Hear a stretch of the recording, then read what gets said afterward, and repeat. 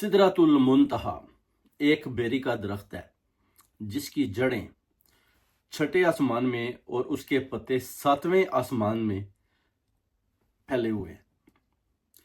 یہ وہ جگہ ہے جدھر ملائکہ، شہداء اور صالحین کا مقام ہے ادھر، یعنی اس سے وہ آگے نہیں جا سکتے۔ آپ دیکھ سکتے ہیں کہ جب شب معراج میں حضرت محمد صلی اللہ علیہ وآلہ وسلم کو بلایا گیا تو حضرت جبریل علیہ السلام نے بھی سدرۃ المقام پر پہنچتے ہوئے نے بولا کہ اس سے آگے میں جا نہیں سکتا، کیونکہ ادھر سے آپ کا جو سفر ہے نا وہ شروع ہوتا ہے۔ وہ کہتا ہے کہ نہیں تو میرے پر جل جائیں گے اگر میں اس مقام سے آگے جاؤں گا، مجھے حکم ہی نہیں ہے۔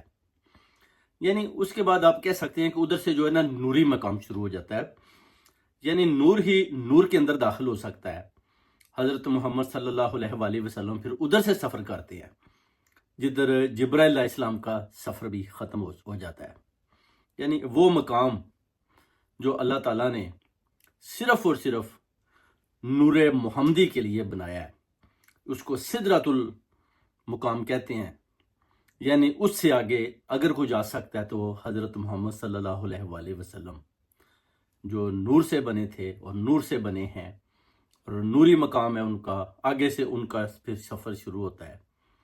یہ تھی حقیقت جو حضرت جبرائیل علیہ السلام نے بھی بیان کی، اور اس کے علاوہ حدیثوں میں بھی آپ نے سنا ہوگا، اور جو بہت ہی عالم لوگ ہیں، پڑھے لکھے ہیں، انہوں نے بھی یہ بات کنفرم کی ہے کہ سدرۃ المقام کے آگے سے کا سفر صرف اور صرف حضرت محمد صلی اللہ علیہ وآلہ وسلم وہ اپنا ادھر سے گزر کر جا سکتے ہیں۔